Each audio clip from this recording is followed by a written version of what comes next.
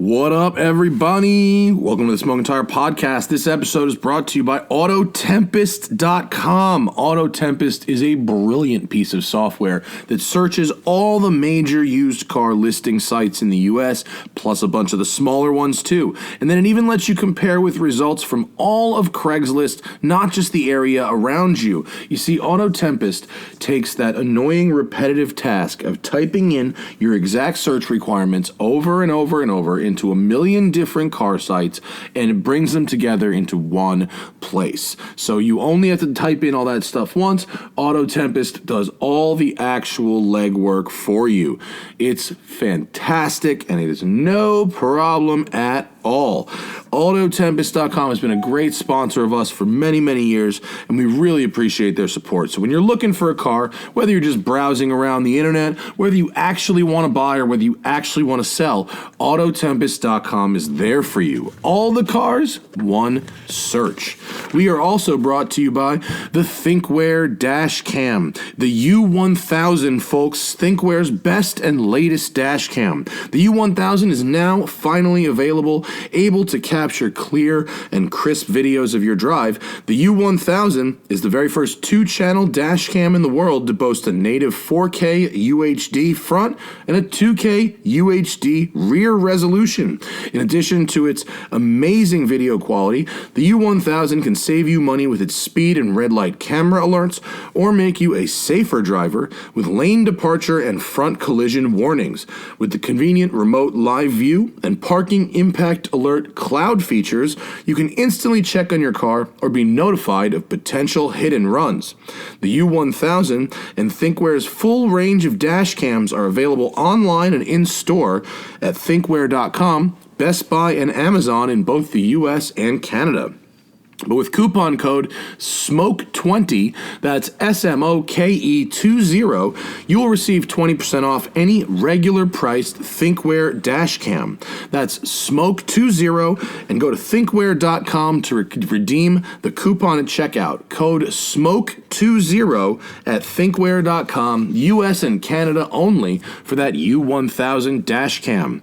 And we're brought to you by Blue Driver. The Blue Driver scan tool is the easiest and most effective way to understand your vehicle. Just plug the Blue Driver sensor into your car or truck, open the Blue Driver app on your phone, and boom! In seconds, you're learning about any issues your vehicle might have. Not only will Blue Driver tell you why your check engine light is on, it can find hidden issues that can normally only be detected by professional mechanics' tools. Best of all, once you discover a problem, Blue Driver will suggest verified fixes for the issue. Then, you can either fix the problem yourself or head to the garage armed with knowledge. Either way, you are going to save time and money. Blue Driver is powerful enough for a mechanic, but easy enough for anyone to use. That's why it's the best-selling scan tool on Amazon. Order one for yourself or give one as a gift, because the holidays are just around the corner, and Blue Driver makes a great gift for the auto enthusiast or DIYer in your life. For a limited time, take advantage of our special Smoking Tire offer. Visit bluedriver.com/TST, that's bluedriver.com/TST, and get 10% off the Blue Driver today at bluedriver.com/TST.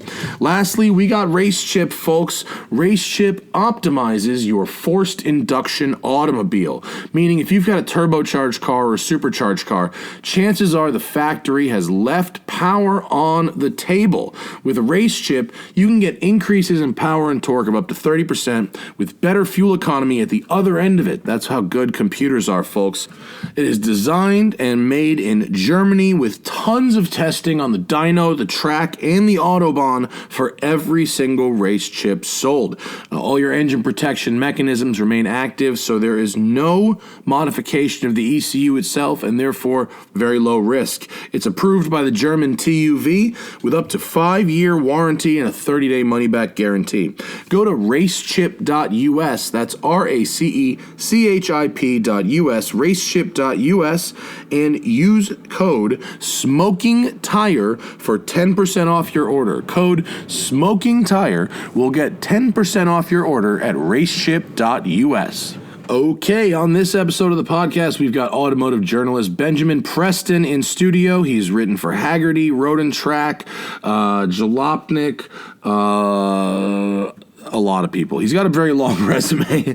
Automotive journalist Benjamin Preston on the Smoking Tire podcast. One yo is all we need to exist. It is the Smoking Tire podcast. What up? And a what? And a what, Zach? I stepped on you. A hello from Germany. That's okay. Do the intro again, though. You don't need to do no fucking intro, man. You can't step on me. It's all right. What up? Smoking Tire podcast. Happy motherfucking Wednesday, people. Benjamin Preston in the house.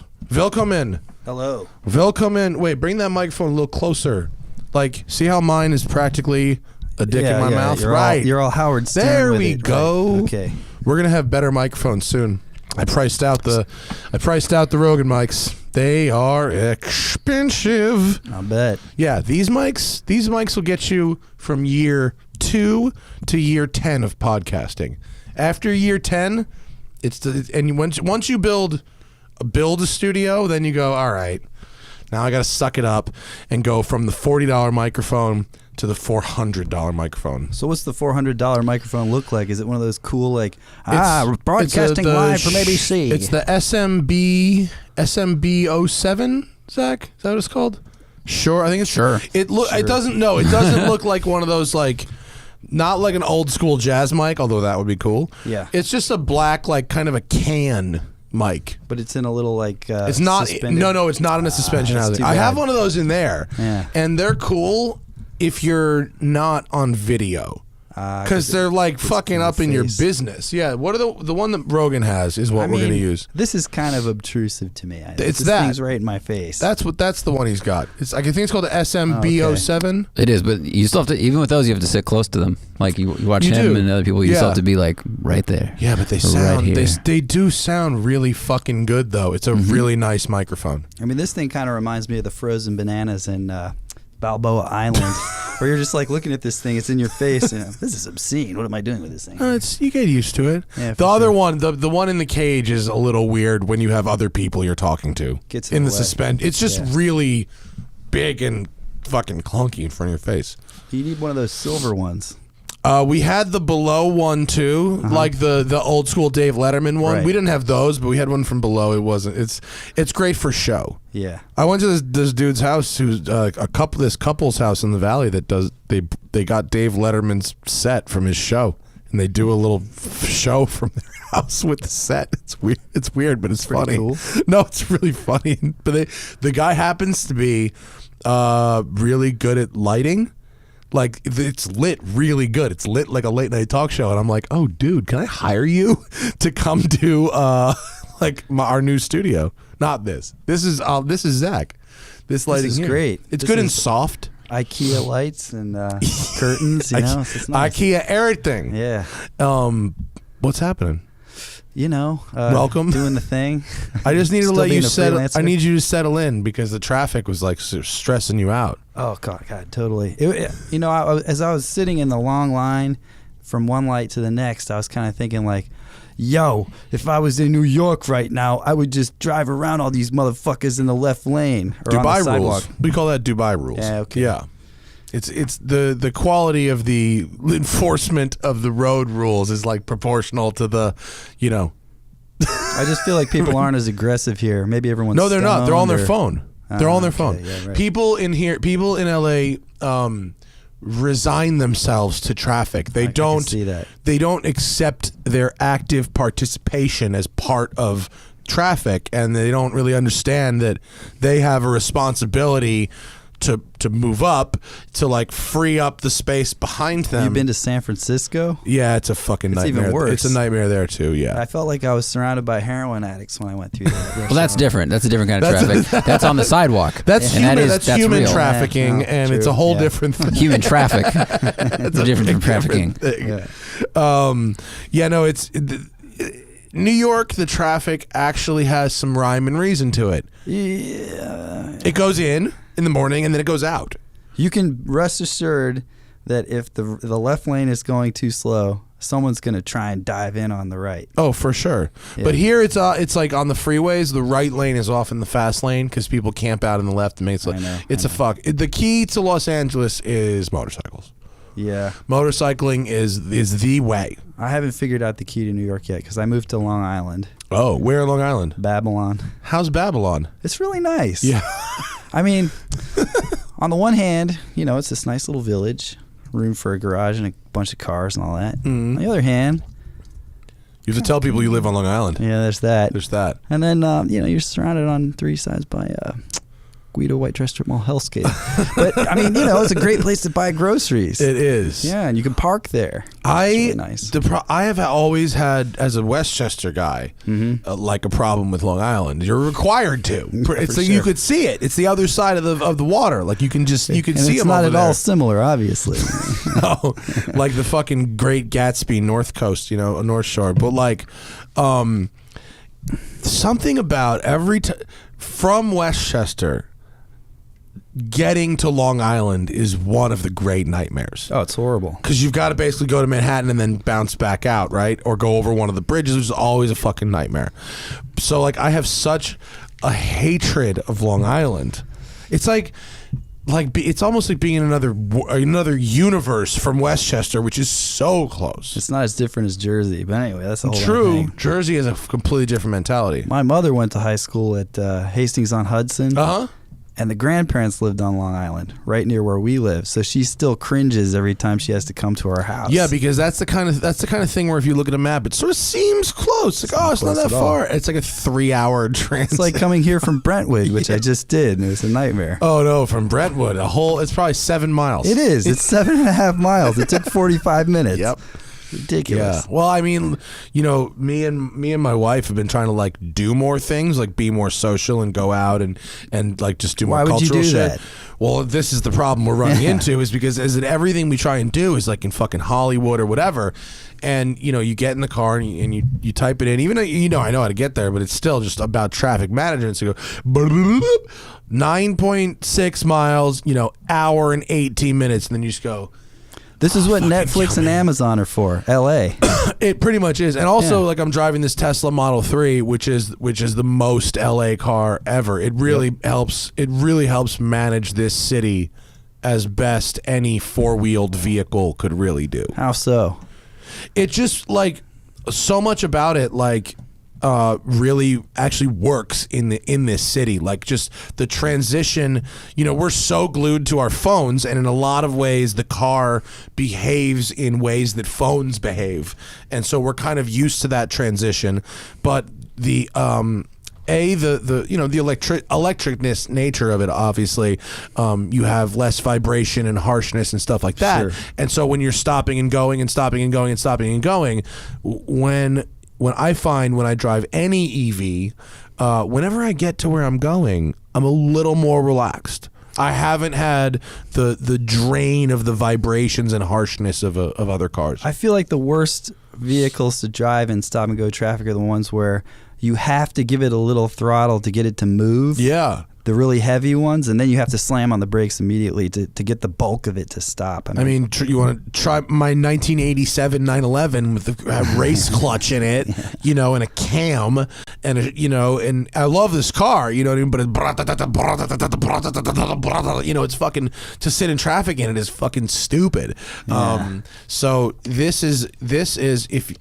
A lot of my day, and I think a lot of other people in LA, the way the LA lifestyle works is, I think for a lot of people who live here, you're moving around a lot. You know what I mean? You're taking meetings all over. You're doing media all over. You're making things happen, baby. You got gigs. You're moving and shaking. You got gigs. You know what I mean? True. The gigs are all over. It's not a regular thing, and so for the kind of person who's got to like run around and do a bunch of shit, it's a great like get in and get out and get in and get out and get in and park and over and over. It's really good for that kind of thing. Okay, it's nice.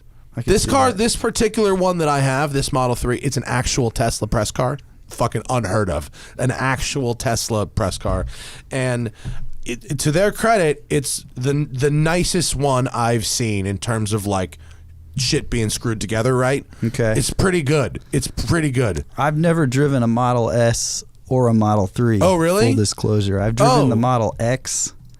X and S are very similar. Okay. Driving wise. The X felt a little big and heavy to me. Yeah, dial that back for the S, Sure. but not much. the overall impression is basically the same. And the X that has the windshield, I mean, that windshield is the coolest. I don't care how much it want to costs. like Teslas, but the contrarian in me, which is like 95% of my personality, just can't stand the fanboys. And, Of course. And Elon Musk. Of course. I feel both of those things as well. Yeah. I am better than most, I think, at separating the product from the company and from Elon. I think Elon is a charlatan, which is a word I use on Twitter, and I don't know if I've ever spoken it out loud before. It sounds weird to say it, but I believe that.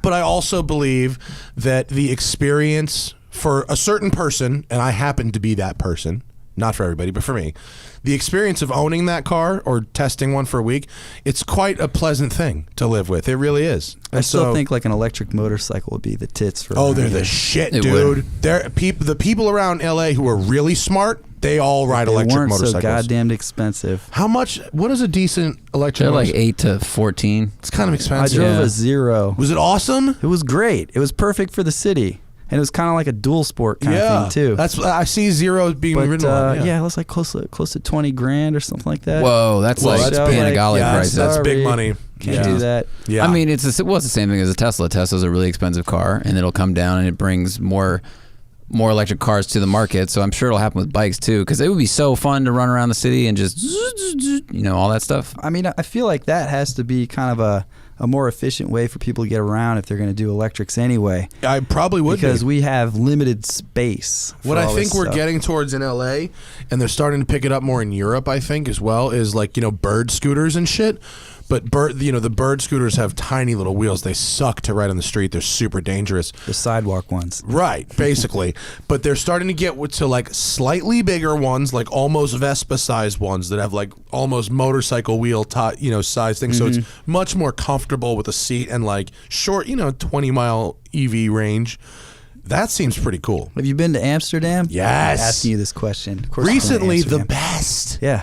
The banning of diesel and gas cars in the center. Oh my god! But I mean, that place has always been. You can ride a bicycle everywhere. yeah, it's small though. That's true. It's a DC could get by like that. a bunch of major cities. I think you could. I Yeah. think there's. I read a book that's just called Traffic, and it was I about. read Did that. you read that book? Yeah. There's What was arguments. the takeaway? It was just like always merge last. Totally late merging. The argument for late merging is very real. Sorry, I cut you off. No. That's the late merging I cut thing you is off. I real. merged last. No, yeah, that's the thing we were talking earlier about your role in filling in the empty space in order to make room from cars behind you, being an active participant in traffic. Being a late merger is not a dick move. That's what you're actually doing. It depends, really. I mean, if you dive in, no blinker like a shitbag. But everybody in New York does that, and it just makes the traffic New York's worse. different. New York's different. New New York York's just requires like, aggression. Yeah. Yeah.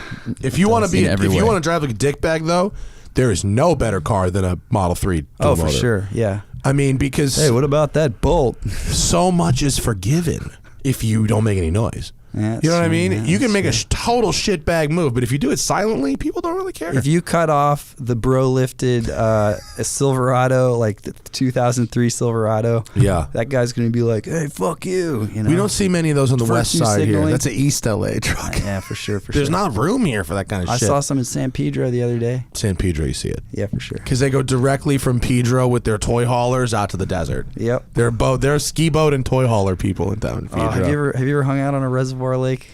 Oh, dude. Wow. We have a great Flat one bottom here. boats. Yeah. You know, have you been to Pyramid Lake here? No, I've heard If you of it, go though. north, Yeah. it's stunningly beautiful. Absolutely fucking gorgeous. And all these hilarious dudes in their lake boats are fucking doing it. Can you get... Zach's going for Havasu. I'm just going for Havasu. boy. Zach's going Yeah. straight Havasu. Should we... Well, see, I went to some Look at place this. up near This is- Paso. We should definitely go to Havasu.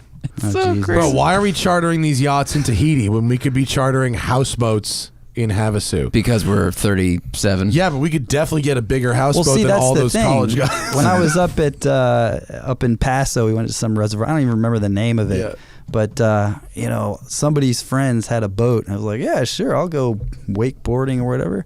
And it was like 8:30 in the morning. These guys are like popping Norcos and drinking raspberry Stoli, and I was like, Raspberry Stoli, what the fuck is that for? These guys are like almost 40 years old. And then, the 19-year-old chick showed up, and I was like, okay.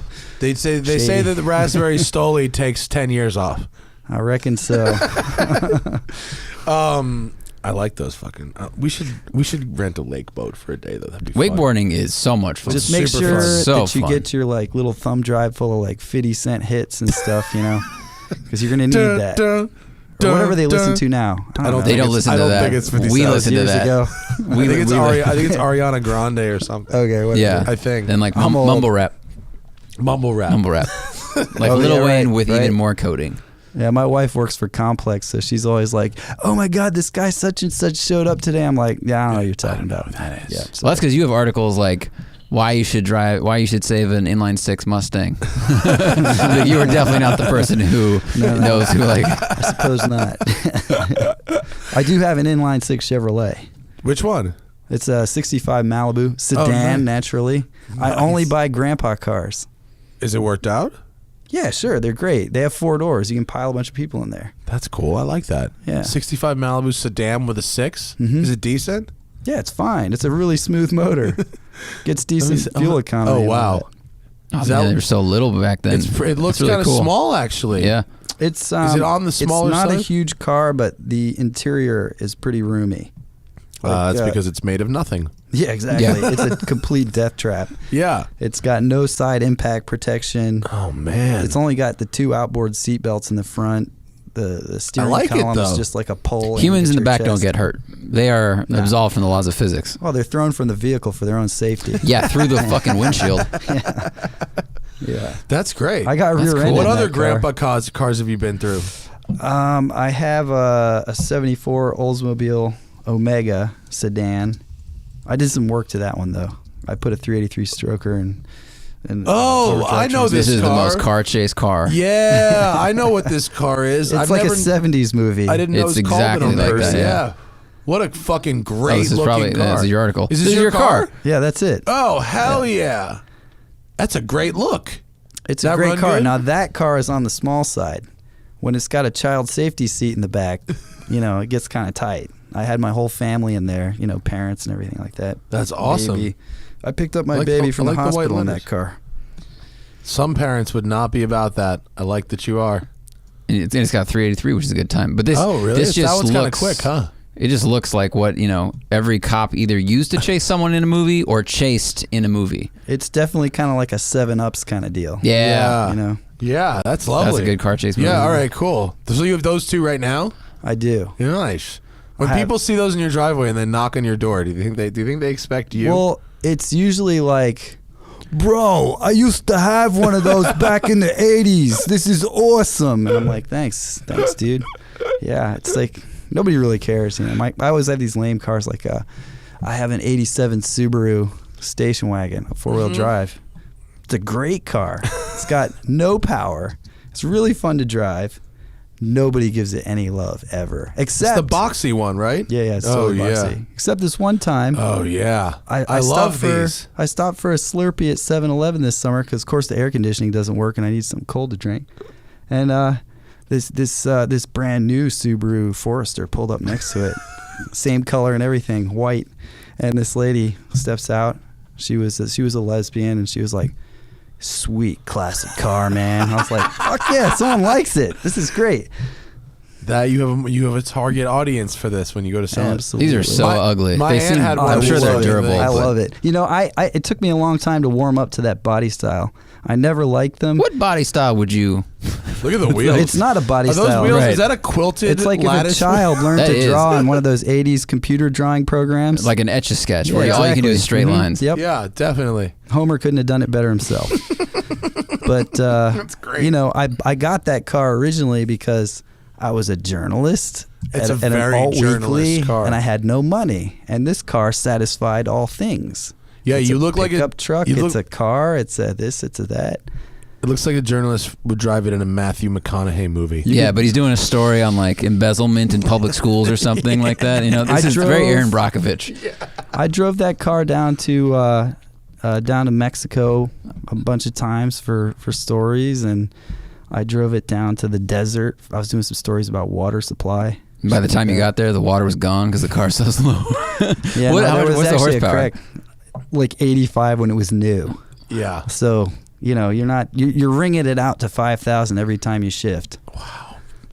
I bet that's fun in its own way, though. Yeah, it's great. Yeah. Probably feels indestructible. Wait, you were doing stories in Mexico about water supply? Yeah. What about? Because I was working for an alt weekly up in Santa Barbara, the Santa Barbara Independent, and got into the water beat. So I started like. Did you get assigned the water beat? I did, but it was fascinating. Okay, so give me some. Like, is this about like what the fuck is it? The wonderful Chinatown. people and all this shit? Yeah, it is. Jake, it's The Chinatown. stolen water. Yeah, it's all this shit, right? It's more like how the water is allocated, because the Colorado River starts way up in Wyoming and Colorado and all that kind of stuff, and by the time it gets to Mexico, it's a mere trickle. Mm-hmm. And so I was kind of looking at some of the efforts that were being made to restore the wildlife habitats on either side of the border. You get the Mexican side, where you got all these volunteers and these grassroots things doing all this cool stuff to restore the habitat. And then on the American side, it's all like federal money, rows of trees, big machines, just like the industrial progress angle of it was interesting. Crazy. Yeah. There's beautiful landscape too. I mean, it was gorgeous down there. Oh, I bet. Dangerous? Safe? No, it's fine. Yeah? Yeah. The what is it? The Dollop podcast about who's a couple? The people that own Palm and Fiji water. The Resnicks. The Resin. Thank you. Yeah, that shit is the California Sunday magazine. Yeah, man. Like, I've never been a big fan of those folks. I mean, well, they control the entire Central California water supply. It's a fiefdom. Craziness. It's crazy. Don't buy their fucking nuts. No Palm Wonderful. Don't buy their shit. No nuts. Well, they own Fiji, don't they? They're creeps. They own Fiji too. Yeah. The best statement I've ever seen made of Fiji was, what was that show that about the girl who was in the bunker for years? Kimmy Schmidt. Oh yeah. The unbreakable Kimmy Schmidt. Yeah. Oh yeah. The rich lady takes a Fiji out of a refrigerator packed with Fijis and then just dumps it directly in the trash. And I was like, best statement ever made about Fiji water. It's such a waste, It's too bad because Fiji water tastes good, but you can't fucking drink it. It's water. No, Fiji water does taste good. I understand that LA water tastes like shit, but no, LA water's fine. Like the LA water's on par with whatever this fucking trash is. that's tap water. Yeah, it is basically tap water. Yeah, From like Arizona or something. yeah, probably from the middle of the fucking desert. But it's nice to have it cold in here, though. We don't have the option of having tap water, good tap water, in this office. You have to get it from the fucking bathroom. So nah. Yeah. So our new place, we got filters. But Fiji water actually does get bottled in Fiji. The thickest bottles you can possibly imagine. Like how much plastic they I can know. build an entire car I know. out of a case of bottles. I don't support the company, but I can say that I think the water tastes good. Okay, fine. It does. It's just good tasting water. It's a bummer what it has to go through to get here and the consequences of it. And I don't buy it, but it does taste good. Okay.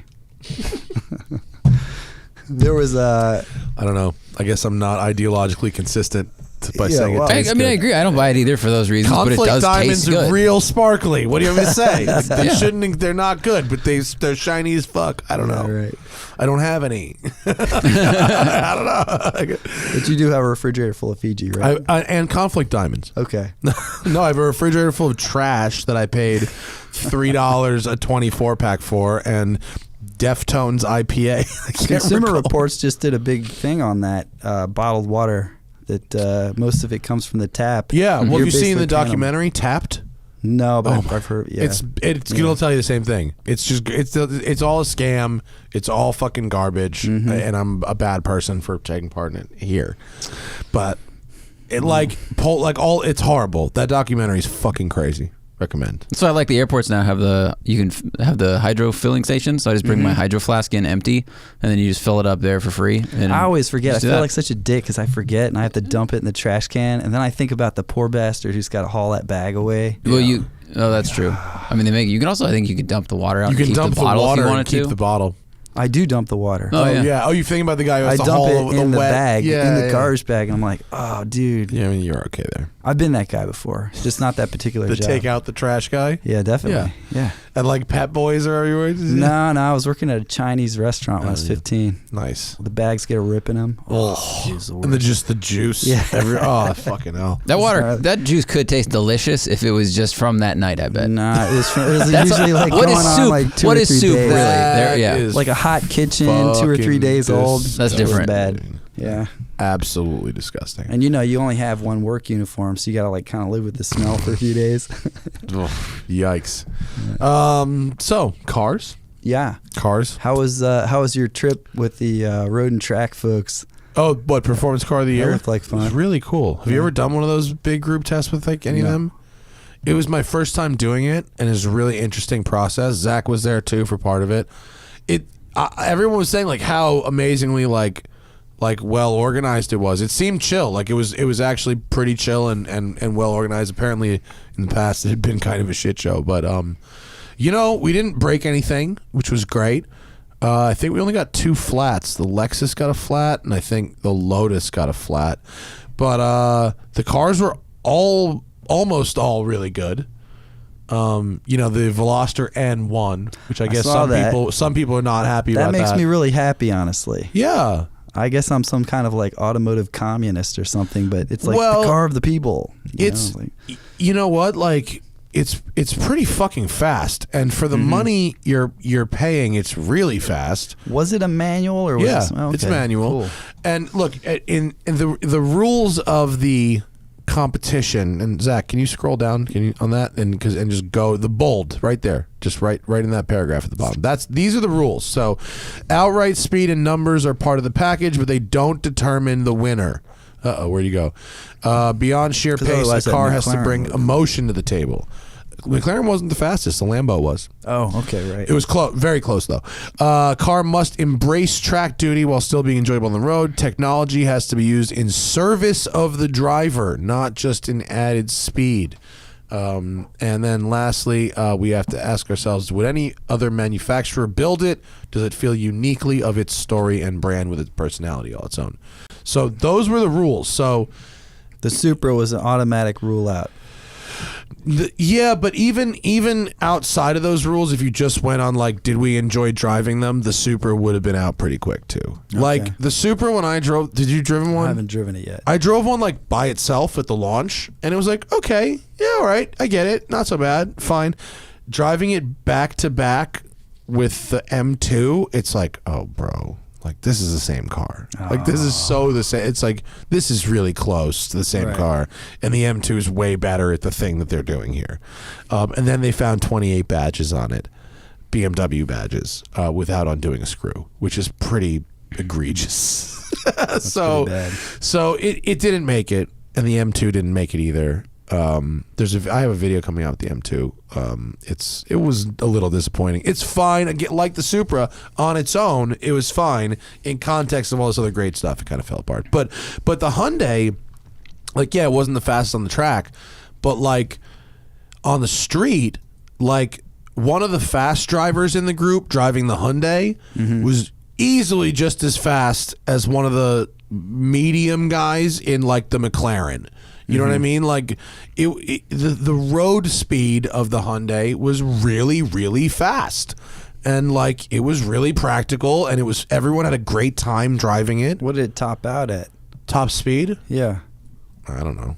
It's probably like 150. Maybe. Doesn't matter. I mean, I don't know. I mean, it doesn't really surprise me that Hyundai was able to pull off something. A car from Hyundai was able to pull off something like this because they're the underdog. They've got something to prove, and they've been testing their shit at the Nürburgring for a while now. Yeah, well, that's what the N stands for, I think. And they stole Biermann from BMW. So we also kind of were like, all these supercars, like, they've got all these different like modes you can drive in. Like, you're buying a supercar for like crazy mode. Like, the modes and the drive modes work really well on the Hyundai because you might actually want it to be soft and quiet, and you might actually, so like the technology really did improve the experience of driving that car. It gave you 2 cars in a way. Yeah. Because it was pretty comfy on the road, and in the canyons, it was just phenomenal. I drove it downhill on fast, tight turns, and it was just so accurate and so agile.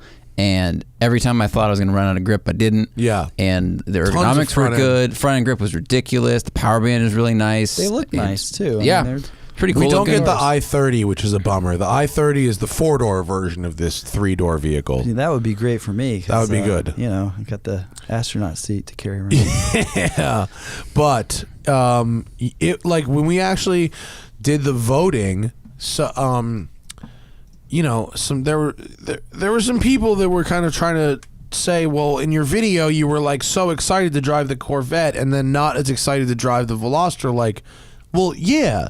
Okay, so like the speed excitement of brand new mid-engine Dude, Corvette. did you hear about that Veloster? I'm so stoked. You know, and all, you know, so it's not going to be exciting. But when you actually reflect on it and like you go, you know, what are they doing here? It's fucking cool. Like Ford is like ditching hot hatches entirely, and Can't believe it. The ST is such a great car. yeah, and Hyundai's going to be like, oh, we'll take that up, and like That's a really good example of proper analysis, I think, is that, you know, you go into one car super excited about it, and I think the right thing to do is be able to pull yourself away from that after a bit of time and then make a fair judgment on all the other cars. You know, so if you had given it to a car that was like, oh my God, it's the brand new thing that we've been waiting for 50 years, Yeah. and you gave it to that, let's say if that car had 3 wheels and caught on fire, but you still gave it the award. That didn't happen with the Corvette, but I'm just, as an example, Yeah. like that would be an unfair assessment. like the Corvette like had a shot to win. It Totally. could have won it as much as anything else, but like I obviously haven't driven the Corvette yet. You guys had the pre-production one. yeah.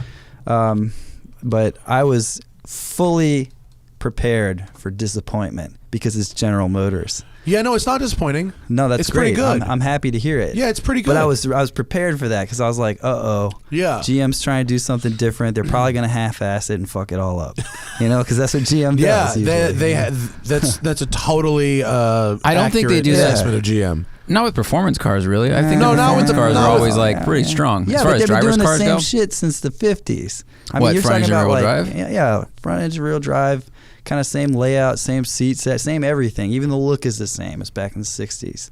So when they actually went and did the whole mid-engine thing, I was like, I don't know. Well, here's what it you know, and I've said this a bunch for people who listen to every episode, so sorry, but it doesn't make it not a Corvette. You know what I mean? Moving the engine to the back, it doesn't. You get in there, like smells like a GM product instantly. You know what I mean? I love that smell. There's certain touch like a points surfboard that are factory. yeah. There's certain touch points that are amazing, and there's other secondary touch points that are like janky as fuck. You know what I mean? So like, but I still think you are getting what you're paying for with the car.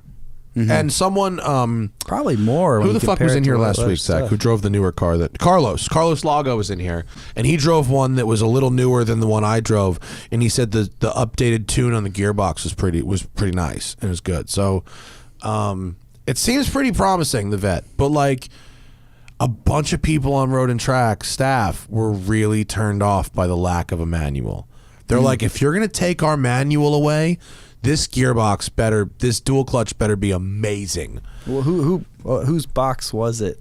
Tremec is making it. It's the Okay. first time. It's their first one.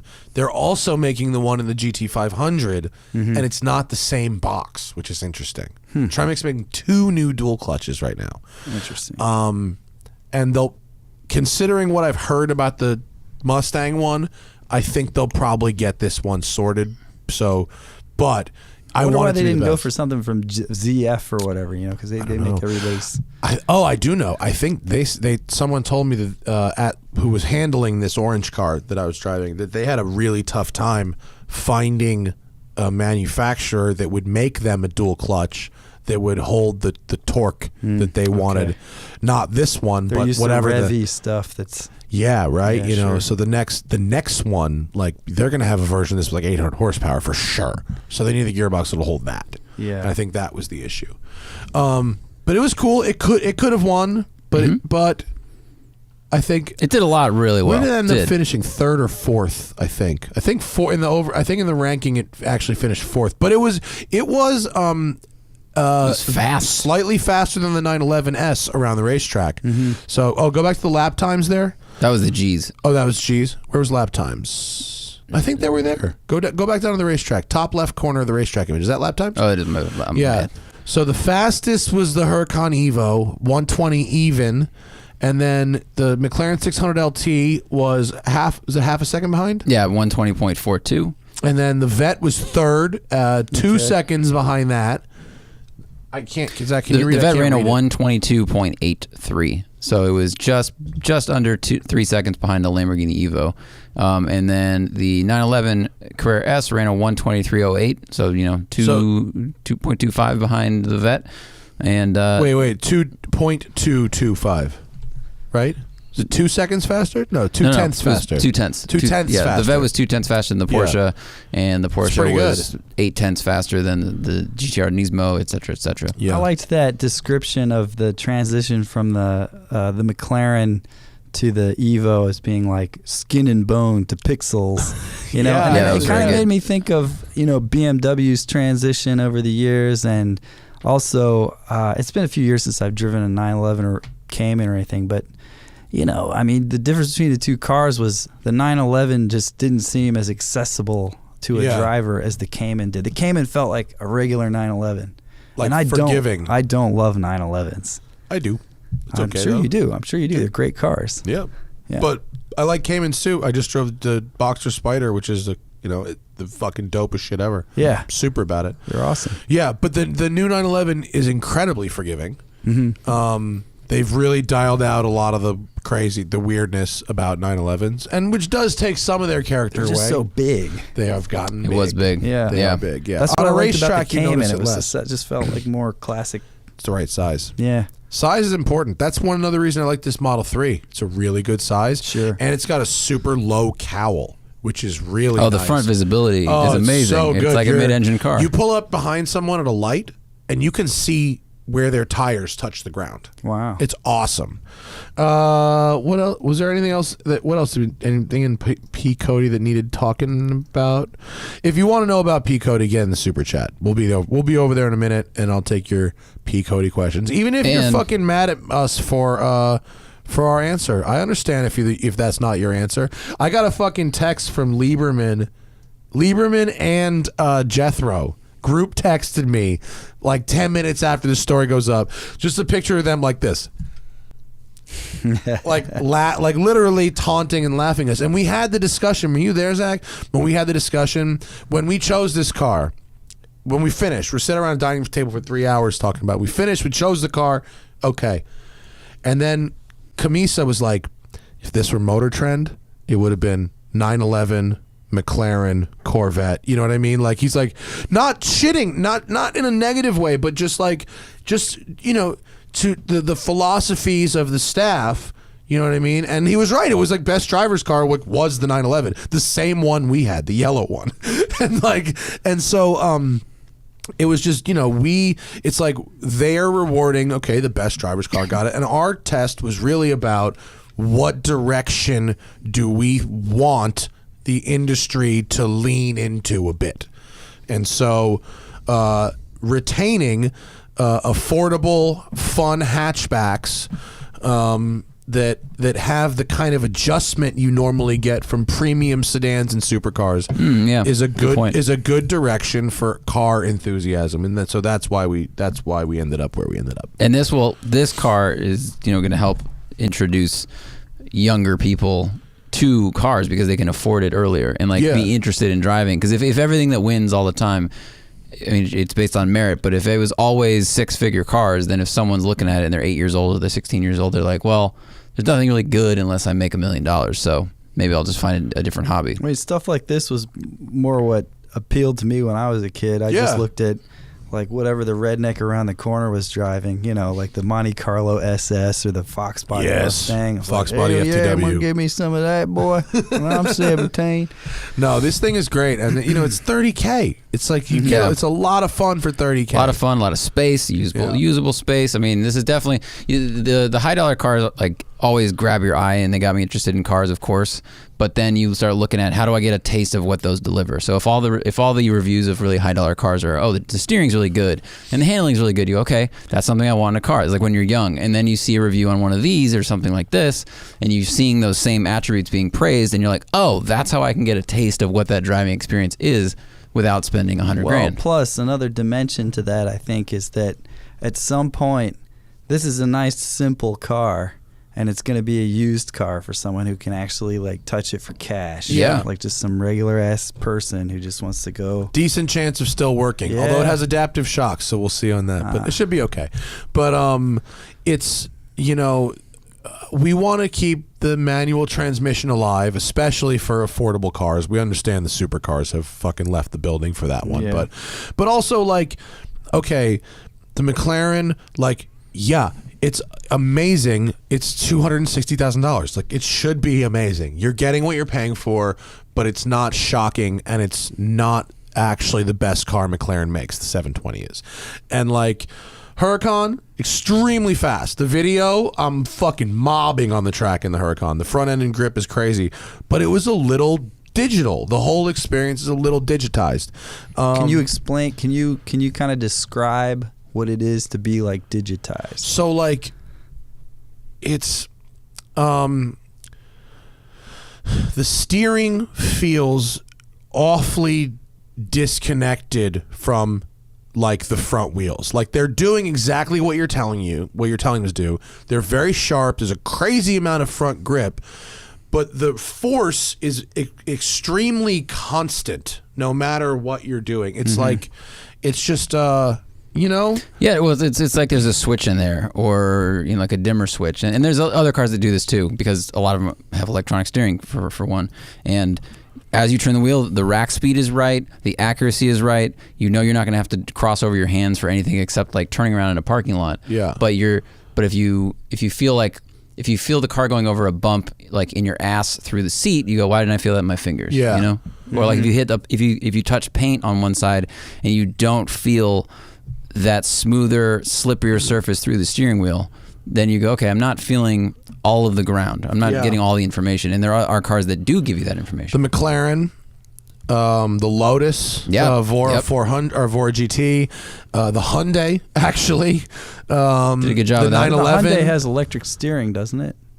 I believe it does, but it has a mechanical LSD, so when it's kind of clawing for grip, it does a good job of translating it. It's actually, I won't put it in the same class as the Lotus and the McLaren. Well, of course Lotus, McLaren, 911 were up at the top for steering feel, and then down at the bottom was going to be Lamborghini, Supra, Lexus RCF, and the Corvette, which was incredibly sharp. I mean, really, really fast, really sharp steering, a lot of grip, not much feel. Most people won't complain. Most people will be really happy with the product they get for Corvette. But the most sensitive drivers, although Bozy was digging. You know Bozy? Do you follow him on Twitter? No. You never met him? Bozy Tatrovic? He's the man. Hoonable on Twitter. He's a fucking king nerd. He digs and finds things that are very interesting. He found out that there's a lot of factory adjustment for the camber on the C8. Yeah. Really? And that it is likely that the car that we were testing was dialed to push. Conservative. I was able to slide it, but you have to really be kind of aggressive with it. But he found like it was like 2 or 3 degrees are available on the factory mounts, and he was like, okay, that's a lot, you know, from the factory. So you could change it at home, or you could, you know, the future performance versions will be really set up. Based on your experiences with the new Corvette, what do you think the future of the Corvette is going to be as far as who's going to buy it? Because, I mean, khaki shorts and Hawaiian shirts is probably not going to be around for much longer. Yeah. Like the former Corvette. Yeah. A bunch of them will demographic. buy it. Sure. I think you'll get some younger people too.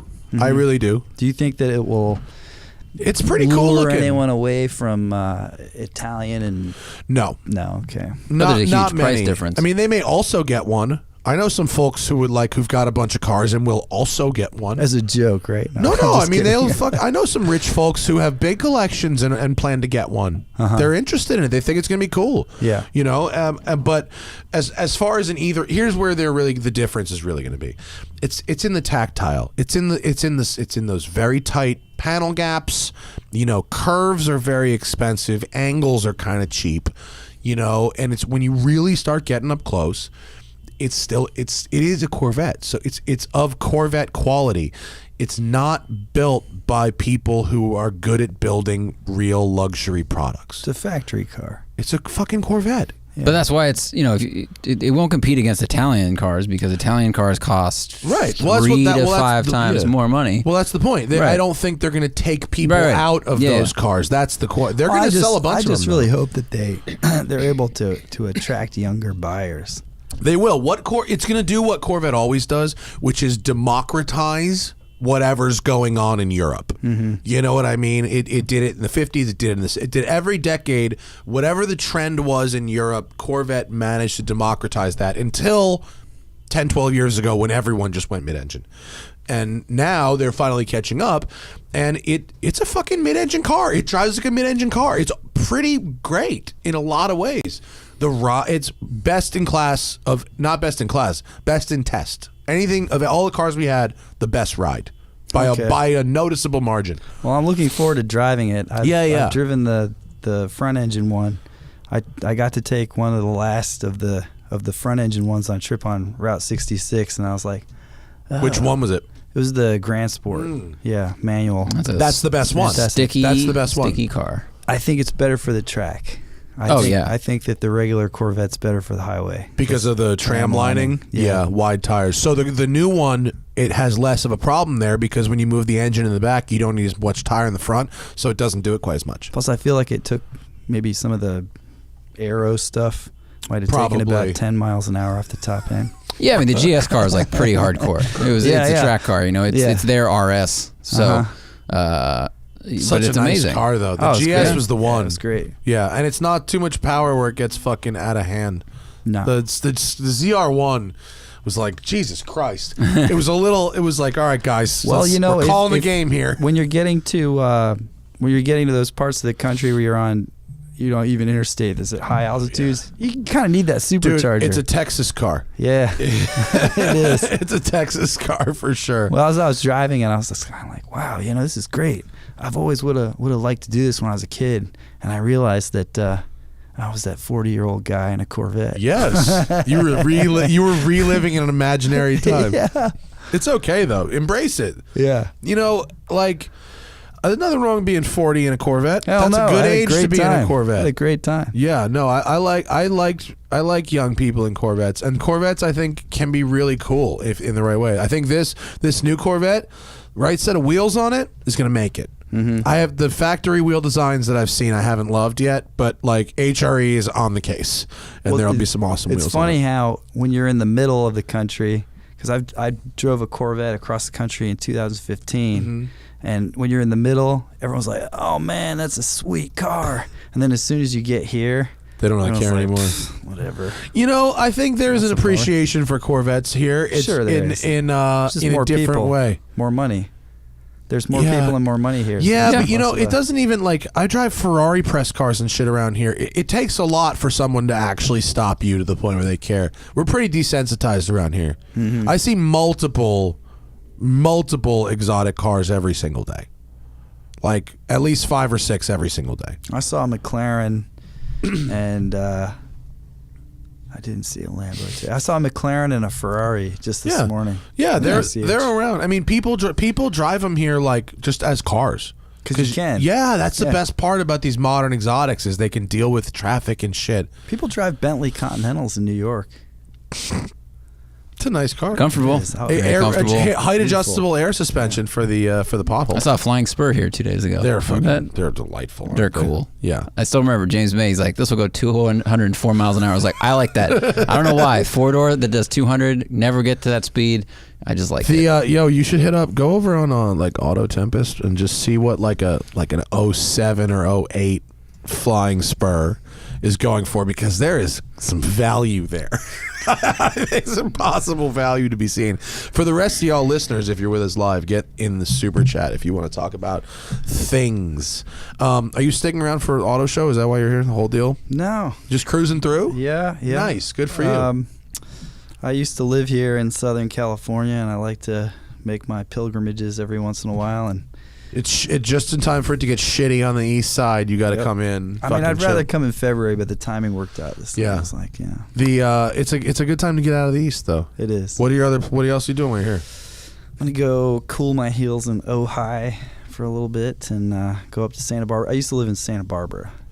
It's a cool town, but we were just there for the R8, man. The homeless situation is getting crazy up there. What are you talking about? Here is just as bad. It might Worse. be, but I suppose it was very concentrated in Santa Barbara, all around like State Street. I left there in 2010 to move back to the East Coast, and a buddy of mine just came by the house like last winter, and he said, I think a lot of people are leaving there because it's not a middle class place anymore.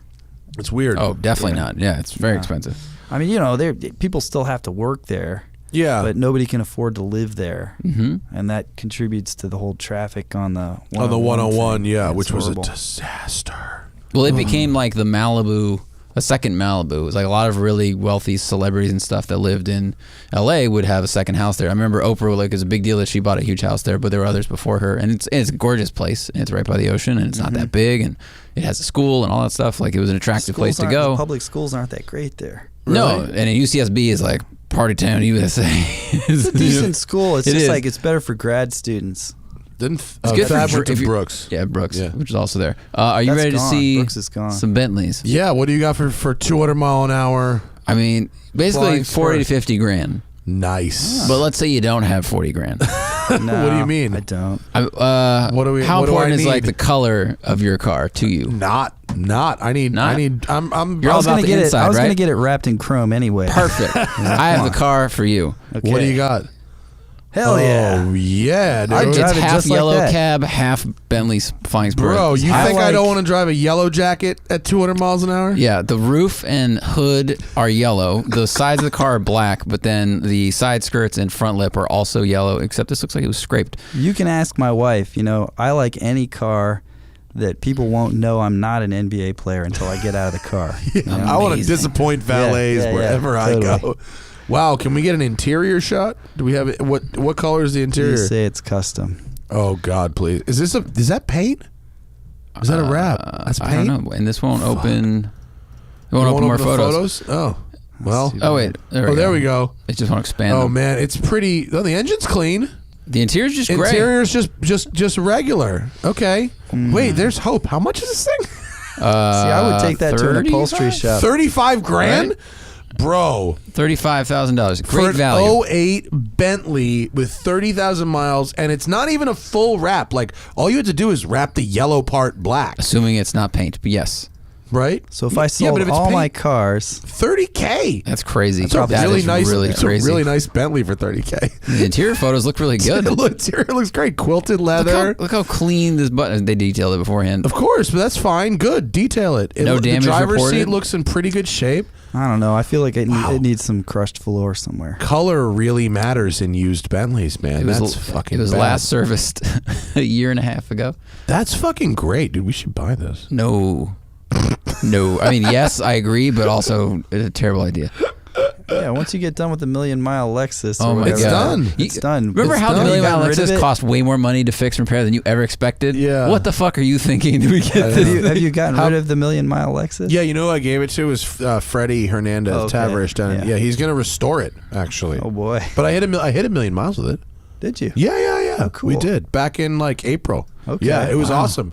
We got there, dude. It froze on all nines, and then I drove one more mile. That Bentley, mark that for later.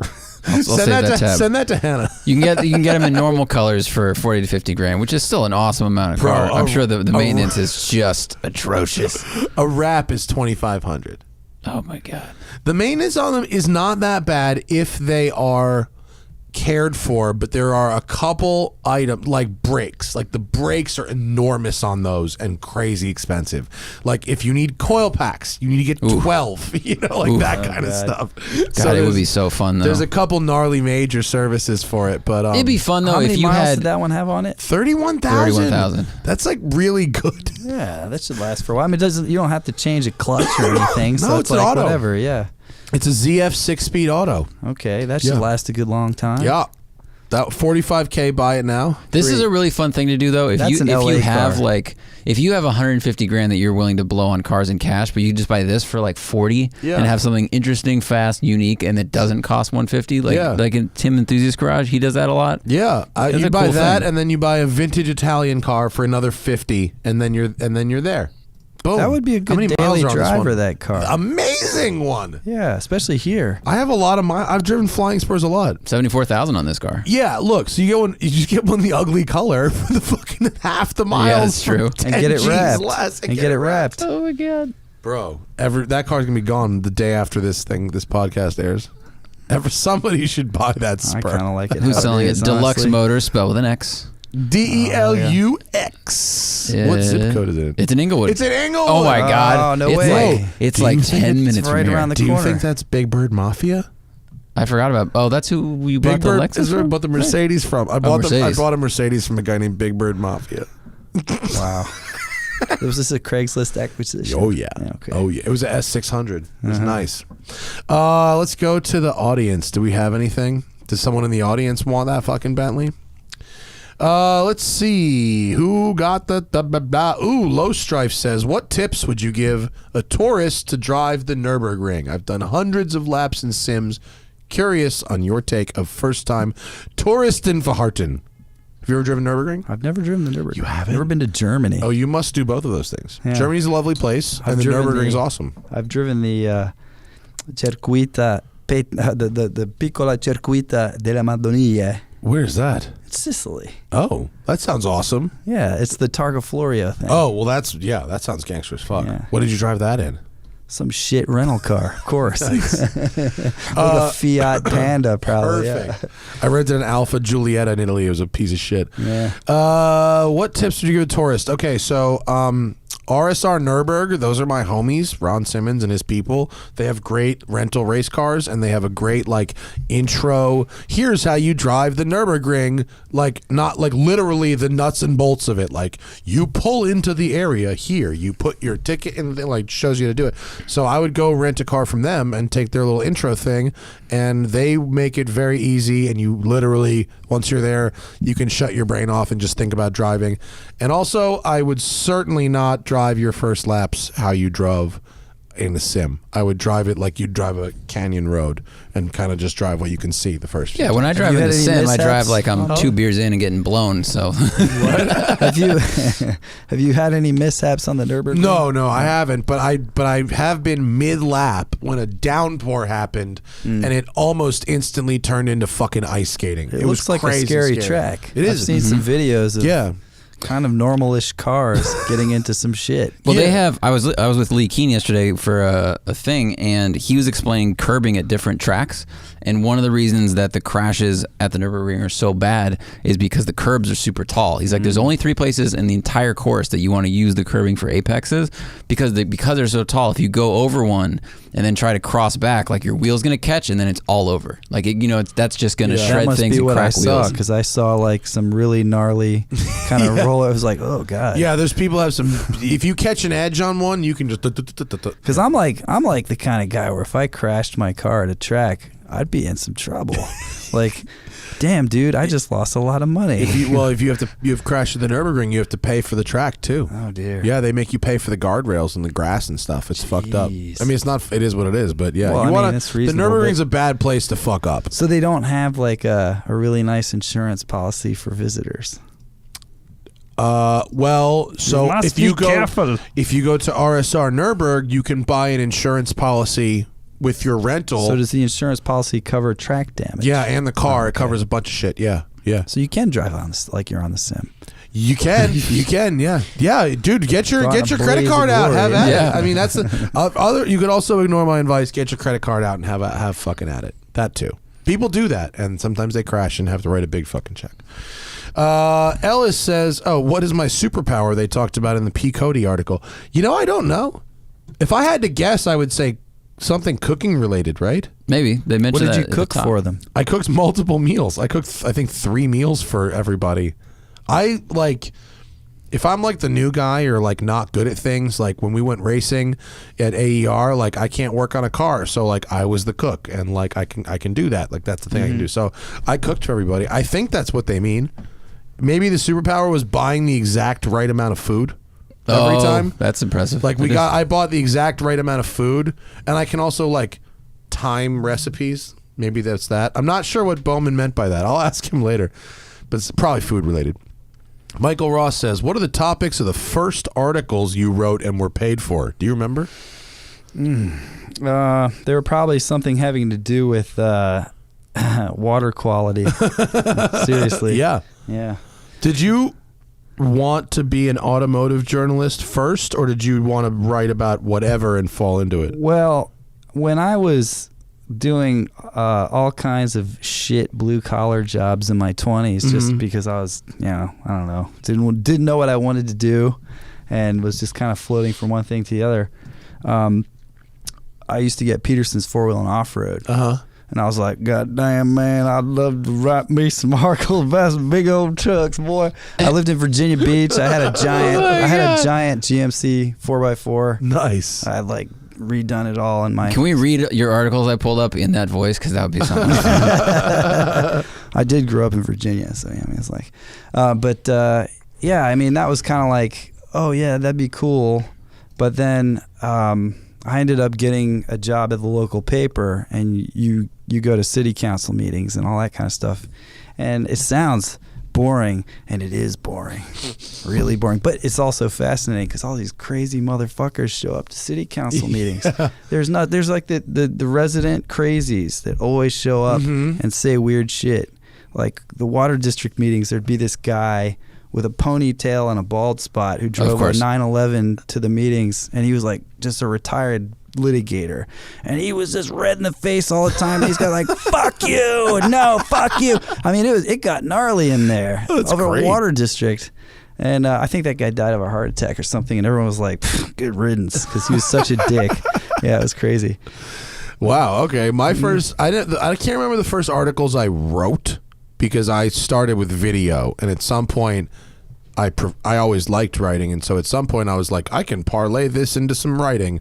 But it was the first car review video I ever made and was paid to make was of the Farnbacher Lowell's Cayman GTR, which was actually a Porsche Cayman with a GT3 engine in it, which was pretty cool. Then that company, turns out, the Greg Lowell's who ran that company, it turns out he stole basically all the money from churches and people you really shouldn't be stealing from in order to build that. Zach? Mine was this website. Is that site still around? Yeah. Wow. I got this job from Craigslist, and I was just writing kind of blogs for sub50.com, and I would always turn in like way more words than they requested.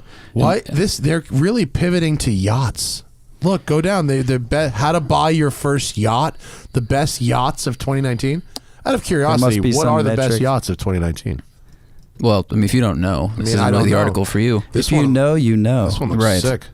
Tom, man, wait, I know that name. Black Pearl. Of course, you've gone with the Johnny Depp reference. That's a huge sailboat. That is a gigantic sailboat. That's amazing looking. It's nice, all these giant sailboats. Rose Hardy. I'd love to have been, and when I say that, I really wouldn't have been in the meeting where they said, I think that the money that we're going to get is in yachts. This is our next big traffic generator. Oh my God! Best converted yacht, Dream. That is a fucking cruise ship that someone converted to a yacht. It started out as a 93-meter cruise ship. Does that come out? That comes with secret compartments for cocaine. Oh my! That comes with secret compartments for humans. It comes with compartments marked cocaine. Yeah. There's a cabinet that has a gilded sign in it that just says cocaine cabinet. And you keep humans in there. You know what I heard from this guy? I interviewed this guy, Simon Wolf, who makes watchwinders, Wolf Watchwinders, a very famous watchwinder company. And he talked about all these watchwinder cabinets that are installed in people's yachts. And he does like 120 watchwinder cabinet safes with like tempered glass fronts that are in like 300-foot yachts. So you walk by and it's just 120 watches are just like rolling. Spinning. It's kind of cool looking. Oh my That's God, amazing. it's incredible. But yeah, that's your offshore. People are really into Now- watches. Yeah. Couldn't you just put the watch on the table and because the boat is rolling and pitching? That's what I said. I said, shouldn't the motion of the ocean? He said, not when the yacht is that big. That's a good point. Small yacht. Go to a bigger- small go to the boat, bigger maybe. waves. Unless you're in a Yeah. storm. Yes, just park your yacht in a storm. I just thought of the first car article. I Yeah? did. Yeah. What was it? It was for Jalopnik. It was Ronald Reagan's secret Subaru. There you go. That's a very Jalopnik article. Because I lived in Santa Barbara for a while, and the Ronnie Ranch is up there, and the young Ronald Reagan people, you know, they I think my boss at the Santa Barbara Independent had said, I think those kids want to dig up his corpse and fuck it. You know, that kind of thing. That's pretty funny. He was a character, that guy. The Ronald Reagan dollop came out a couple weeks ago, and it's crazy. The what? The show, this podcast we listen to called The Dollop, it's about American history. And there's a lot of things in American history that really get glossed over or not discussed, and some of it is fucking crazy. So what do they say about Ronnie? Oh, well, Ronnie was showing obvious signs Get of dementia. ready to get rid of half the audience. It's a lot. It's like a 2.5 hour show. Well, one into person reads like the history, and the other person just like is a really good improviser and very good at voices, so they just react off of it. Okay. So that's why the show is hilarious. And then sometimes the stories are. The history of dentistry is gnarly and hilarious, and you're really happy you're alive now. Yeah, really happy. I'm you're gonna alive look now. this one up. That it's a sounds good. like my it's next a very podcast. good show. Yeah, if you got a lot of road time, it's a good place to start. I find myself getting stuck on the Thomas Jefferson hour all the time, but it's time for something different. Yeah. Maybe. Yeah. Trent says ideas for a good, cheap first tuner car, G35 or FRS. Well, I mean, both those cars are naturally aspirated, so you're not going to blow something up stupidly, probably. But does the G35, what's the aftermarket situation for that car right now? Pretty Is it good, pretty and they're robust? becoming the new 240 as far as like the drift missile game. So they've actually gone up in price a little bit because of that. Oh man! But they got really good support because they're popular in Japan and here. I mean, dollar for dollar, I'd rather have a G35 than an FRS. I don't know, man. I'd get me an old Nova. You could. That's just me. I mean, yeah, you can also go Fox Body or IROC, Body. dude, or straight IROC. I'm telling you, man, these electronic cars are great. I am a seasoned Luddite. I like anything that'll make me feel like I'm going to die as soon as I go around a corner. That'll work too, yeah. Yeah. Exocet then. Good place to do that, yeah. Blakesley Woody says, any experience with the Hyundai Equus Ultimate, considering it as a daily / road tripper. I want something fast, comfy with radar cruise control, and it's $15K. It's 15 grand. That's very cheap. I remember driving one when it was new and remarking that it had a lot of features. It was nice and comfortable. The engine is decent, but it basically drove. What year was that? 28, 15. I don't remember when I drove it. It was recent, and it drove basically identical to my 96 LS400. Like it was just it's the wall, the wallow. Mm-hmm. It had the wallow, it had the slop. It was cushy, it was probably meant for a driver and a passenger really in the back. But you want to put miles on something, $15K, that's a lot of car. If your highway commute, I think, is fairly straight and smooth, so you don't have to deal with the bouncy bounce. Warranty, that's crazy. It might be within factory warranty. That's so still. cheap. Was the Equus kind of like the precursor to the Genesis sedans? Well, it was the same time. Okay. The Genesis sedans and the Equus was above it. Okay, because I remember driving the Equus, and my boss, my editor at the New York Times, was like, "This looks like the car on the cover of an insurance catalog. It's completely devoid of any kind of Correct. Totally true. Character. Yeah, or whatever." totally None true. inside either. But it's basically Yeah. like, do you like the Mercedes S-Class? We can do an impression of one for a quarter For of a the lot price. less money. It's pretty much. it's the Kirkland brand S-Class. Oh, my brother But it would has love all that, the seats are comfy. It's got all the buttons and whistles and stuff. Yeah. Then Blakesley says again, C8 Z51 versus used R8 V8 manual. Probably the vet. Ooh. If you went V10 manual, I would say they. I think I'm drawn to the R8 V8. I just love the sound so much. Right. I know it's not that fast, but man, does it sound good. Fair. Have you guys driven the Urus? Yeah, I have you. Yeah. Yeah. I like how it drives. I think it's fast and fun. Did you It was enjoy real it? fast. It's real fast. I loved it. It was obnoxious. It was fast, and I could fit my my son in the back seat in the car seat. I'm offended at its looks. Oh man. I think it's really heinous looking, but I did like how it drives. I feel that way about every Lamborghini, and I know I'm like in the minority here, but I just feel like Lamborghinis since the Countach have been just like. I feel like the Urus looks like it's a transformer that's about to complete turning back into like an SUV, but it got stuck at like 99%. It's just like there's too many angles for me, but it drove incredibly. But it doesn't really matter because when you're inside of it, and your grin is getting stretched wider by the speed. For me, the look, I need to walk out. I need to walk to the car in the morning or from any parking spot, and always like the way it looks. You just need to get it in an obnoxious color. I'm vain for my automobile. I think Lamborghini. I'm clearly not. I have a Subaru. You know what I mean? You're a much more confident person than. They can do a lot of wrong, and I'll forgive them, but they can't sell me an ugly car. Mm-hmm. That's where That's where I draw the line. But I mean, I drove that thing. It was the middle of the night, but it was really fast. Yeah. It felt really sure-footed, and then I went and drove it on the beach without airing down the tires. Yeah, I drove it in some sand too as part of the launch. It was pretty decent on the sand because the tires are like this wide. Yeah. Fucking Habibi. Yeah. Habibi, we go to the dunes. They need the fucking Saudis in there and Audis. I need to have meeting out there tonight, this afternoon. Yeah. I saw a guy driving one in Beverly Hills yesterday, and he was some kind of rapper because he had full face tats. Whoa. Yeah. Actually, there's a guy that used to cut hair at the place that Thad went to that had full face tats too. I mean, is he driving around a Urus, you think? I don't think so. If he is, it's not from cutting hair. Yeah. I got a lot of, it wasn't really compliments. It was like, man, God bless you, man. I want what you got. Yeah. I felt bad. I was like, oh. Then this gets to the point where you don't really want to get into explaining the press car thing because you're ruining their it's too complicated for most people. They don't get it. You just say thank you and move on. Yeah. Ben Van Deventer, what a fucking great name. I have an E60 M5. I've had no issues, although I have a generous contingency fund. With E39 values climbing, my opinion is that with a contingency fund, the E60 M5 is the best value and best driving M5. Discuss. Never drove one.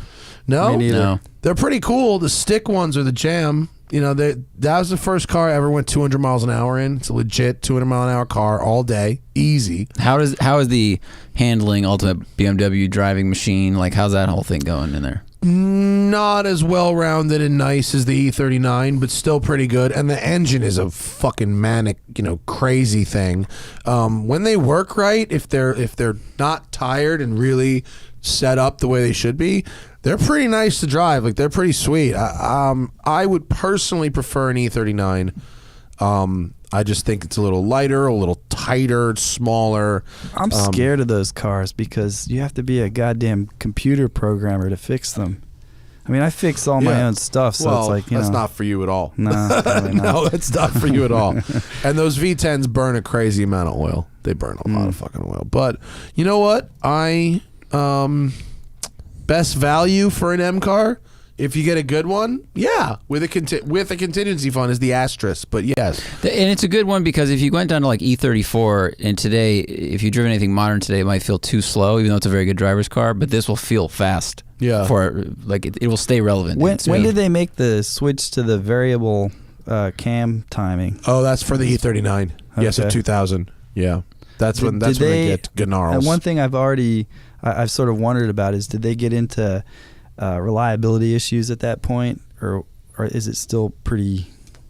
There's that Vanos service thing is really expensive. Yeah, servicing a Vanos or replacing a Vanos, it's like $600 to $1,000. Wow.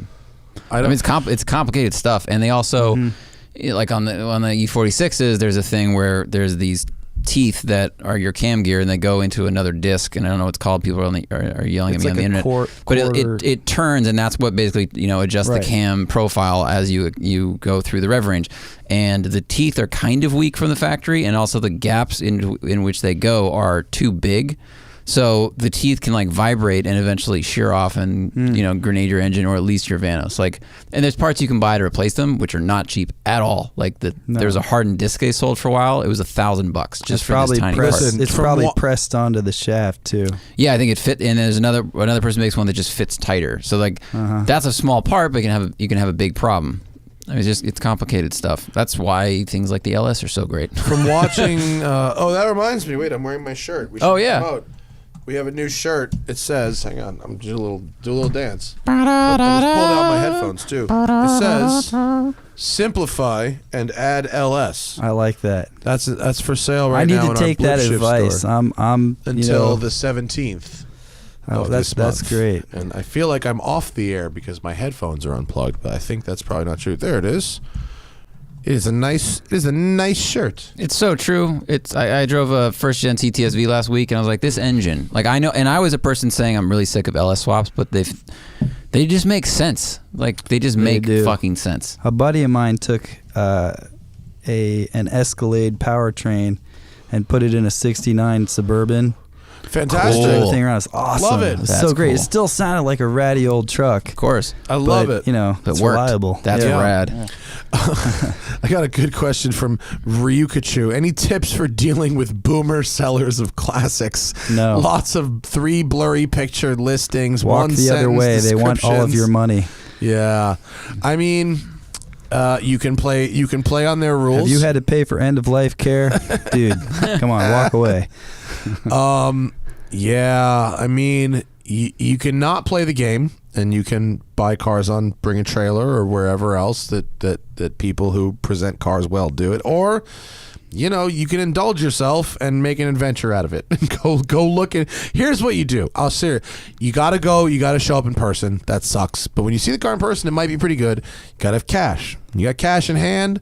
That is the boomer language. They understand cash in hand. I say, look, you don't need to buy cars from boomers because, let's face it, you can buy it from boomers' estate sales and get a way better deal. I mean, come on, man. Just gotta wait a little bit. Cold as ice. Come on, that'll be me in like 20 years. I like it. I considered buying Anthony Bourdain's watch from the estate sale, and then nope. Yeah, that's very fucking funny, actually. Wait and buy it at their estate sale. In fact, only fucking tell year. them that. Could be mere Be months. like, you can sell it to me while you're young enough to spend the money. If a boomer's trying to sell his classic, he's trying to tell you something. That's very funny. The end is near. That's very funny. Yeah. Look for the oxygen tank. Prasheth Paniker says, I just started my first real photo job doing product and repro photography for an auction house. Cool. Not super creative, but it pays a wage. Am I doing this right? Yes, you are, sir. Wages are the only thing that's important. You are making money using your skill. That is what is called success, or at least a start. It's at least a start. Yeah, I started my photography career by taking pictures of furniture. I shot a furniture catalog. Nice. It was not glamorous, taking pictures of couches all day, but it was money, and it was excellent. Took pictures of jewelry. I took pictures of some dumb shit. But you probably learn a lot while you're doing it, and you're getting paid that's overexposed, that's underexposed, it doesn't matter as much. We you did can fix it a little on film. Oh, really? Yes, it's all boy. on film, medium format film. Wow. Really? Yeah, 2004 or 5. Wow. Yeah, it was all on 120 film. Did you Ansel Adams it and bring the couch out to the mountain and then just take the photo? Like, okay, seamless, do some burning and dodging. White seamless backdrop. All right, let's move the love seat out. All right, let's bring in the autumn chair. You do some burning and dodging in the dark room and all that. Yeah. No, it was color, so we didn't have to do that. Okay. They would print the negatives in color because we'd shoot on slide film. So positive transparency. You'd wax pen, circle your favorites, and then they would digital scan the negatives because digital cameras existed at the time, but they didn't have the high res backs yet. So if you wanted the super high res, you'd shoot on medium format film and then negative scan it. Okay. Yeah. Thank God you don't have to do that yet. But I just bought a fucking film camera again. I'm very excited. I was using one for the longest time because that's what I had. Yeah. But I mean, dude, it was like $11 just for the strips of negatives. It's really expensive. Yeah, I know. it adds up, especially I went to Iraq for an assignment in 2009, and I had a film camera, and I shot like 10, 15, 20 rolls of film. Mm-hmm. That cost me a fortune. Yeah, I was it working did. at the local paper, so it's like, No, if you have to do it for work, yes, it would cost you a fortune. But like, I want to. First off, I bought the camera that I had when I was like 12. What'd you get? The Pentax K1000. Cool. It's a great camera. It's Okay. like a fucking tank. It's like the Beretta Model 92 of fucking cameras. It's awesome. Mm-hmm. And I just want to like appreciate. I've been taking pictures on my phone for years. I just want to like appreciate my frame a little bit more recreationally. There's really something to it, way, especially when you're shooting, and you get a little bit more grain and all that kind of stuff. When my son was born, I brought a Fujica ST701 in the operating room to take pictures. Yeah, How hipster. it was awesome. Well, I don't know. I'm just giving you shit. That's boss. Too old to be a hipster. True. You have aged out of that. Is this the end, Zach? Yeah. Last question. Terrible things. Zachary Jackson says, Come to my estate sale. Many good deals to be had. Did you do a wide lens when the perineum was, or like how'd you? I tried to get some shots of open guts because it was it was a C-section. Doctor wasn't having it. I bet. I was like, come on, man. It's You know my what? wife. Listen to like a dollop about infection, and you'll totally understand why. Before they learn to wash hands. I was an ambulance EMT. I don't care, man. I've seen everything. oh, were you? Yeah. Gnarly? That's a gnarly Extremely job. gnarly? Sometimes I always thought I'd like driving the ambulance. it's or driving the fire truck. It's not as exciting as you think. It's a Because big- you're not allowed to go full. There's rules about how fast you can go. I'm you sure. don't want to, because if you crash, that makes everything worse. Yeah. Yeah. No, you just really want to get there. Yeah. Damn, really put a fucking buzzkill on that. Sorry, fucking man. wanting to drive Sorry. an ambulance, Zach. Fuck. What about a fire truck? There are people. I don't know. I haven't. I think a driven fire truck would still be fun. You don't have a patient. They're trying to fucking get a needle in, get the IV in the back. Yeah, you just have a bunch of guys in the back. Yeah, but they're ready. They signed up for this. Strap in, boys. They've got helmets on. I actually just joined my local volunteer fire department. Did you? I did. Oh, yeah. good for you. It's interesting. What do you It's do right. as a volunteer? What's your job? What's your gig? The last call that I went on before I came here was somebody spilled some gas in the roadway, and a dude came out with a bag of oil dry, and then we, in our whole regalia, just like swept the shit up. So it's like a janitor with a fancy suit on. That's- I'm like, I don't know. I'm like No, a janitor, just really hot. No, I think they go into burning buildings. I just haven't gotten that. I'm sure you far in will my training eventually. yet. But yeah, you- for sure, yeah, for yeah. sure, Okay. for sure. Is that just is the volunteer fire department something that exists when the community is too small to support like a Yeah. public? Okay. It is. It's it's they have a whole bunch of people on call, and you're supposed to be there at a percentage of calls, and everybody shows up for the awesome stuff. So when you're like the new guy, When there's a really you have big to come. fire. you have Everybody's to like, come to yeah, a- now it was. Yeah, of course, that's what the we were new waiting guys for. have to show up to a higher percentage of calls to get their points. So you have to it's go a to all point this stuff. system. Yeah, totally. Yeah, because if you're not showing up, it's like, why are you here? Right, for sure. I didn't know there was a point system. But it's exciting, you get on the truck with all the stuff on. Yeah. Yeah, It's neat. that's cool. I Car like it. accidents, we got, and the training's amazing. We got to chop up a Suburban with all the tools. Like Oh, weeks ago. Jaws of Life and Oh, shit. that stuff's so That's cool. got to be It's delightful. amazing. That would be It's fun. good exercise too. Yeah, heavy, right? It's really heavy. Yeah. Turns out it takes actual human strength to it operate. does, such a man. I was device like, as well. oh man, I'm like the skinniest guy here. This is interesting. And in the full gear too, right? yeah. Yeah. Ugh. That's like whenever I have to do like pit crew stuff, they make you, when you're doing a driver change and a fueling and even a shitty endurance race, right? Full suit, gloves, helmet, visor down. hot. And you're fucking breathing, doing this fast, and it just gets fogged. You can't see a goddamn thing. Yeah. It's gnarly in there. Trying to do stuff like, under stress with Exactly. restricted like that is very hard. They made us run laps around the parking lot in the oxygen. Oh my God. tank, Oh, and wow. You're just like, oh. Yeah. That's a good idea. Mad get it. respect to those It's the same guys. thing. Super difficult. Same thing. Zach says, next upgrade. Okay, so here, Zach said, I started with a Scion TC, then I got an Audi TT RS, Then I got a Lexus RCF. What should I get next? I'm thinking a 911 Turbo S. So if you look at his cars, the engine went from front-wheel drive to front-based all-wheel drive to rear-wheel drive. The 911 Turbo is rear-engine, rear-drive based all-wheel drive. So that's a logical next upgrade. I think actually. you should get a damn old Nova. Come on, man. Do you have a Nova to sell? Yeah, every actually, commenter should have a Nova. Yeah, totally. No, I think 911 Turbo is a good choice. Something mid or rear engine for sure. I think you haven't really experienced what it's like to have the engine in the back. So variant of a 911 is good. Mid-engined Corvette would be good for you. If you want to get a rear-engine car, I think you should get a Renault Alpine GTA Turbo. Oh, if you want to be a serious boss, imagine dailying that. Good luck. It'd be so sick. You'd never find parts for it. Never. Great car. I like where your head's at though. I wouldn't change your thinking. Or I would maybe look at a used Ferrari 430 instead of a 911 Turbo S if you want to try mid-engine. That's all. Polar Bear Shori says, what modern supercars would you want to try with a manual that don't come with one? That's a good Corvette question. for starters. Absolutely Corvette. Absolutely GT3 RS. McLaren would be scary as hell with a stick. I'll bet. It would So be fast. fucking gnarly as hell, but I would like to try a 720 with a stick for sure. Did they make a stick LC500 would be cool if they made an F-Sport one. Did they make a Alpha 4C with a stick? No, I don't think they did. but that would be That'd cool. be fun. Yeah. That needs one. Yeah. The Giulia Quadrifoglio would be nice with a stick. That would be great with That the car was M3's crazy. gearbox manual. That was a crazy fast car for me. No, they are fast. They're great.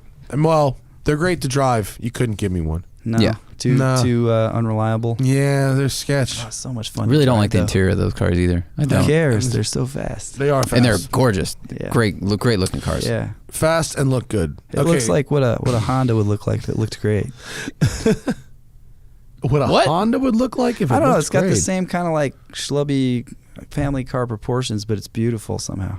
Curves are expensive. Yeah. Yeah, curves are. Yeah, I mean, curves are good. Yeah, curves are expensive. Angles are cheap. Last one, and then we're getting the fuck out of here. Ray Lee says, "What track have you driven that would be really interesting to drive in reverse?" See, that's a good question. Wow. His examples are Spa, Laguna, and Coda, all of which are excellent examples. Laguna uphill on corkscrew. You better have some power, dude. That'd be so funny. As soon as you turn up, just going up to like And then just 9, blind. and like Miatas, depending what was driving, just Dude, imagine the speed you could build going down that in reverse. so much. Like down turn Dangerous. 6 to turn 5 in reverse. That braking into turn 5 in reverse would be so gnarly. It would be really, really crazy. Imagine the noise it would make. Oh, also going in reverse, turn 1 past finish line, you're headed towards a 90-degree corner with a fucking wall, 30 miles and you're an doing hour like 140 miles an That's hour. true, yeah. Those are interesting examples. Yeah, like Road Atlanta in reverse would be really fun, I think, to go up the downhill and like do that in reverse. I think because the straightaway would also end in a 90-degree left-hand Oh my corner. God. Man, if I was you, I'd do the Talladega Super Speedway in a Nova. In reverse. Yeah, buddy. But actually going counterclockwise, but just in the reverse gear. Oh yeah, 'cause That'd be fun. It should be all set It's up. like right? actually Yeah, backwards. Yeah, that's gnarly.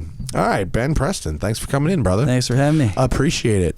Where can people find you that might want to follow you on the things? They can find me on the Instagram. I'm Benny Newsman. That's a good name. Yeah. Or they can. That's Benny pretty much it. I don't really do. Make sure I follow. Wow, look at this Make hair. sure I follow him. Look at Yeah, that. You are that's me. fucking Yeah. dapper as a motherfucker in that That's- bitch. You got Spinelli's hair right here. Spinelli. Well, that's when I first met Spinelli. We both had the hair, and every time we Is he see each losing other, his hair? Is his No, he just No, got a he haircut. cut it. Okay. Remember, he had he had the hair.